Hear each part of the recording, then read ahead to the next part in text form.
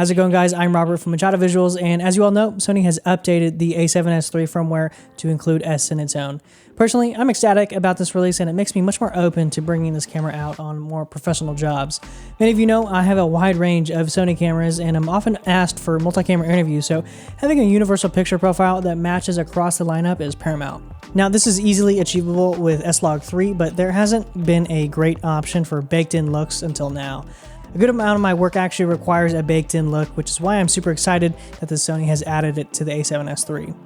Whenever I'm prepping for a job and need multiple cameras, I'll always try pushing for two matching systems because the best B camera is a second A camera. Sony's cinema line has definitely made it easier in terms of matching color, but it's still not quite one-to-one.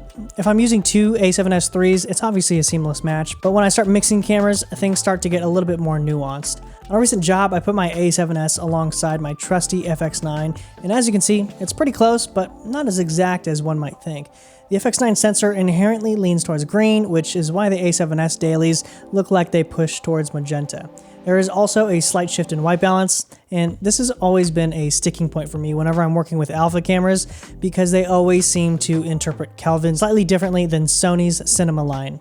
Unless you're viewing both feeds off the same calibrated monitor, you're going to have a pretty difficult time matching color.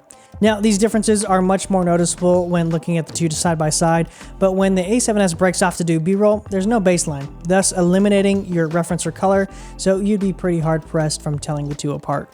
Of course, you can get a much closer match by using a custom white balance with something like a color checker, but I generally don't do this because I like using white balance as a creative tool when I'm setting up a frame. Oftentimes, I'm dialing in my lights to match the ambient environment, and by setting my white balance to the ambient light, it can sometimes kill the mood of the scene and makes everything look a little too sterile for my taste. Sometimes I'll want to retain the warmer feel of tungsten or push the camera far past daylight to compensate for poorly tinted windows. Another option for color matching would be to manually match the two using the custom white balance shifts, but again, you'll need to run both feeds off a calibrated monitor.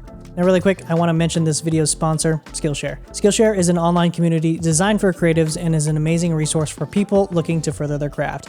I'm a big proponent for quality information, and Skillshare has thousands of online classes that encourage genuine growth. As an industry professional, I always have a constant hunger to learn and explore new techniques to push my work forward. I often preach that fundamentals serve as the foundation for quality work, and DP Zach Mulligan actually has a great course detailing cinematic style and key considerations for cinematography. No matter the topic, there are tons of other classes you might be interested in taking. Memberships are $10 a month, but if you're interested, the first 1,000 people to use the link in the description will receive a free trial of Skillshare Premium. Now, I know Sony touts Cinetone as a great out-of-camera look with cinematic color science, but I still think that if you spend the extra 30 seconds fine-tuning your image in post, you'll get dramatically better results. A simple primary correction with levels and white balance can improve your image tenfold. That being said, sometimes you just don't get that opportunity, which is totally understandable and is why I always strive to get things right in camera as much as possible. Most of my work is done solely as the DP, and I'm rarely ever involved in the post-production process. Now, I haven't used the FX6 and a7S side by side on a job yet, but I imagine they're pretty similar. Sony hasn't officially stated that the FX6 and a7S share the same sensor, but both are definitely much more similar than the FX9 upon my first impressions. Normally, I shoot all of my YouTube talking heads using S-Log3 on the FX6, but this video is shot using the new Cinetone profile on the a7S III, so let me know your thoughts in the comments below. Also, if you're interested in seeing full-length videos from the BTS featured in this video, consider checking out my Patreon, where I show you my process from start to finish. There are also a handful of exclusive perks, such as a Discord server where you can better get in touch with me or the community. Hopefully this video is helpful in some way. I'm excited Sony has included this in the a7S, and I'm curious if they will add it in future alpha cameras. Is it a perfect match against the FX6 and FX9? Not exactly, but it does bring it much closer when working on multi-camera jobs. The biggest factor still dissuading me from bringing the a7S on jobs is still the lack of internal NDs.